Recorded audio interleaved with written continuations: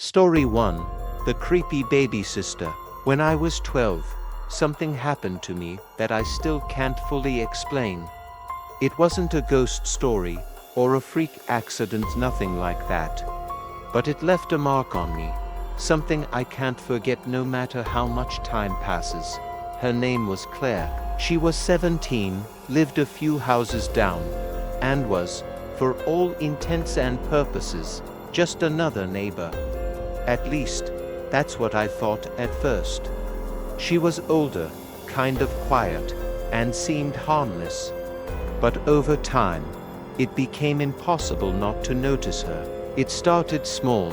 Every time I went outside, there she was at the park, outside my school, even near the ice cream shop where my friends and I used to hang out. At first, I thought it was just coincidence. She'd wave and smile, and I'd awkwardly wave back. But her eyes lingered too long, like she was trying to figure me out. Then the text began. I didn't even know how she got my number.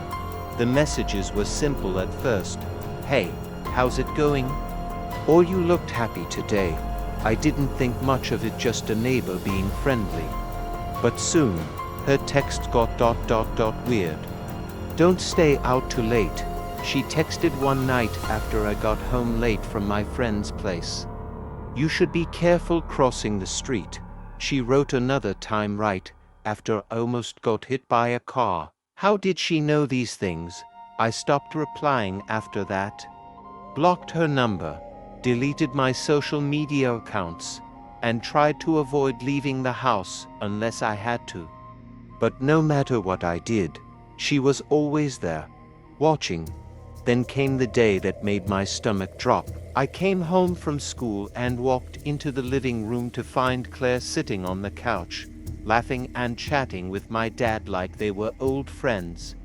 She offered to babysit while I'm out of town, Dad said, smiling like it was the best idea in the world. "Isn't that great, Ethan?" I couldn't believe it. Babysit me, Claire, but what could I say? She'd already charmed my dad, and I knew he wouldn't believe me if I told him how creepy she was. The first few days were tolerable, I guess. Claire cooked dinner, helped my little sister Lucy with her homework, and acted perfectly normal.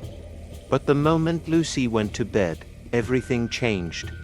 Claire would sit way too close to me on the couch, brush her fingers against my arm, and just stare at me, like I was the only thing in the world that mattered to her. One night, she leaned in and said something that made my skin crawl. "Your dad's business trip got extended," she told me, her tone almost cheerful. "He asked me to stay a few more days." I didn't believe her for a second. I tried calling my dad, but Claire was faster. She grabbed my phone and smiled. "No need to bother him. He's busy." From that point on, it felt like I was living in a nightmare. Claire started acting like we were some kind of couple, insisting we play bizarre games. She'd say things like, "Let's pretend we're married," or "Close your eyes, and I'll tell you something no one else will ever understand." Then there was the night she locked me in my room. She said it was for my safety, but I didn't feel safe at all. The breaking point came a few days later. She left for her part-time job, locking me inside the house as usual. Bored and desperate for something to distract me, I turned on the TV. And there it was, a missing child alert. It was me. My heart pounded as I stared at my own face on the screen. The news anchor was urging anyone with information to call a hotline. I memorized the number, hope flaring in my chest for the first time in days until the TV clicked off. I turned and saw Claire standing in the doorway, holding the remote. Her expression was cold, her eyes like ice. "I thought you'd understand by now," she said, her voice low and calm, like she wasn't the least bit worried. Panic exploded inside me. I screamed as loud as I could and ran for the nearest window. I managed to wrench it open and yell for help, my voice cracking from the effort. I'll never forget the look on Claire's face when she realized what I'd done. A jogger passing by heard me and called the police. It didn't take long for the cops to show up. When they stormed the house, they found me trembling in the corner of Claire's bedroom, tied up with duct tape. She didn't fight them. She didn't cry or plead, or even try to explain herself. She just let them handcuff her and lead her away, smiling like she'd won some kind of twisted game. My dad came home the next day. He was devastated, blaming himself for leaving us with her. We moved to another state not long after, trying to start fresh. I never saw Claire again.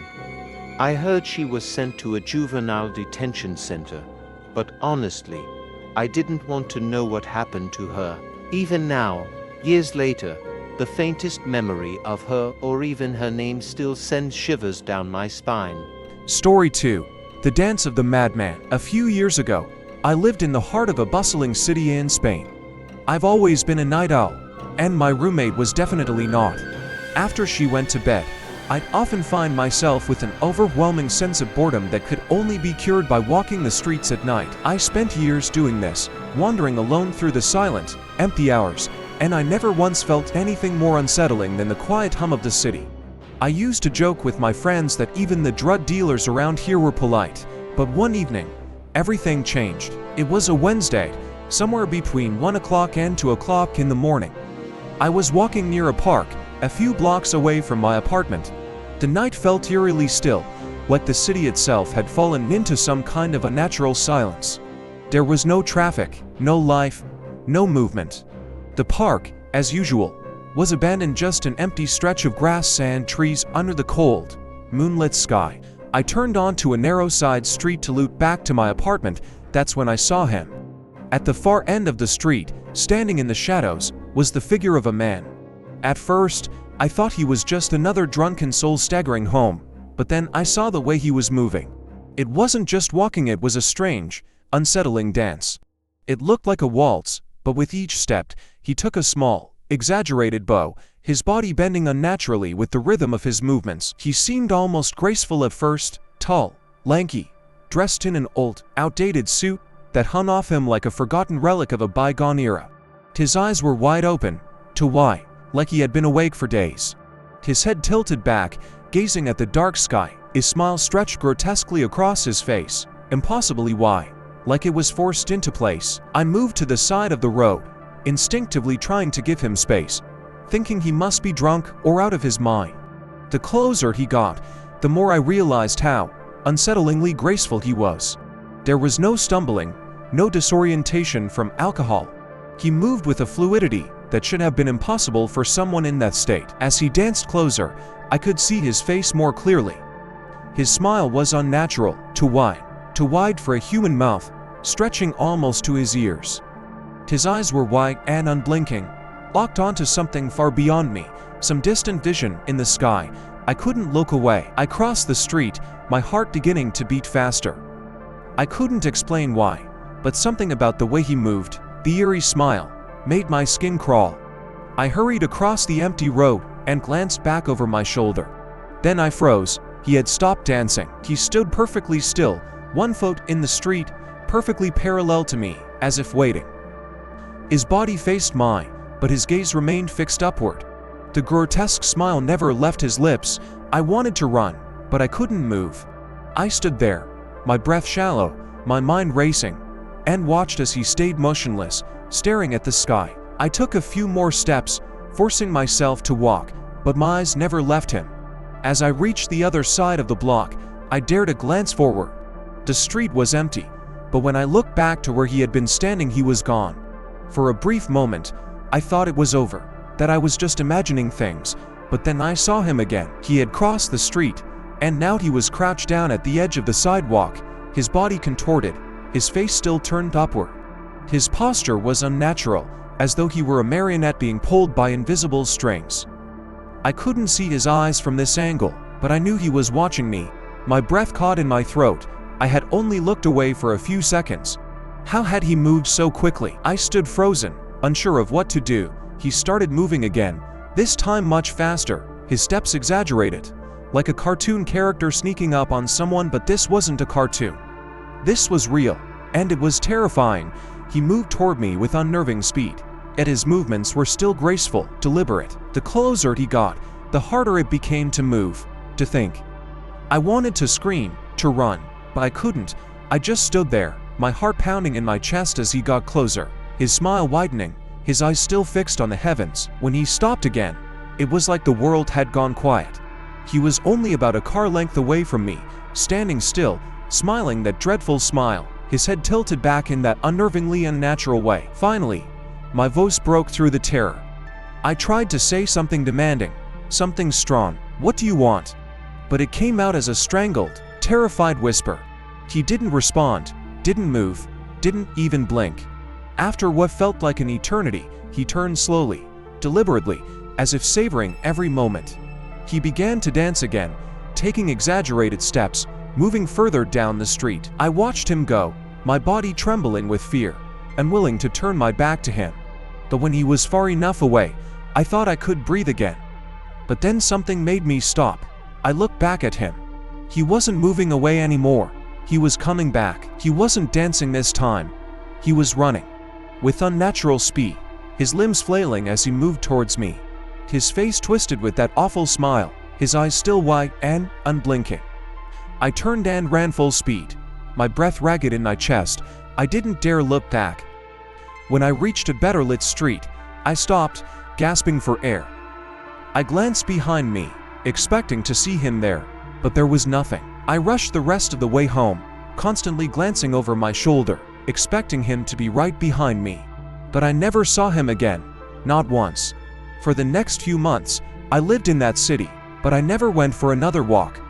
I couldn't shake the image of his face, the smile, the eyes, the way he moved haunted me in ways I couldn't explain. I don't know who he was, or what he wanted, but the memory of that night, and that man, will stay with me forever. He didn't look drunk, he didn't look high.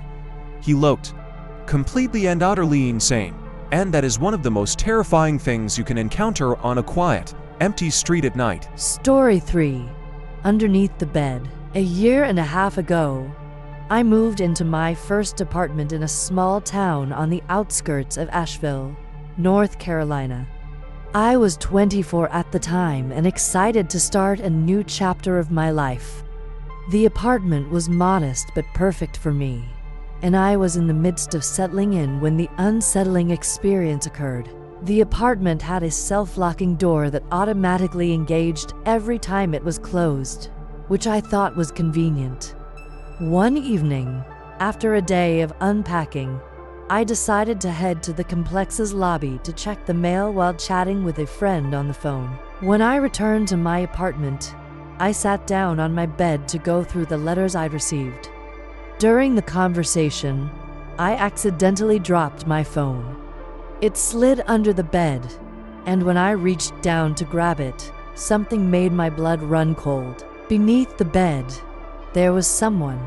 The figure lay perfectly still, facing the opposite direction, with their head tucked into their chest. I couldn't see their face, but I could see enough to know that it wasn't me. My heart hammered in my chest as my mind tried to process what I was seeing. Whoever this person was, they hadn't made a sound and hadn't noticed me. I quickly reached for the phone, still frozen, and quietly said to my friend, "Sorry, I dropped the phone. I'll just take a quick shower and call you back." My voice shook with fear, but I had to stay calm. I hurried to the bathroom, locked the door behind me, and turned on the shower, letting the water run as I tried to think.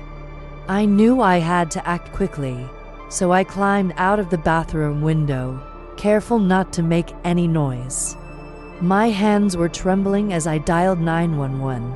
The operator told me to stay where I was, but to hide across the street and keep an eye on the building. It was still light out, the warm summer air adding to my growing anxiety.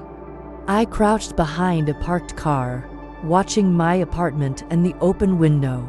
Within a short time, my friend arrived and handed over my apartment keys to the police. I stayed hidden, watching the officers enter the building. The wait felt like an eternity, but it was only a matter of minutes before they came out, dragging a man behind them. He was thin, his skin sallow, and his eyes wild. He didn't resist at all, though his gaze was unsettling.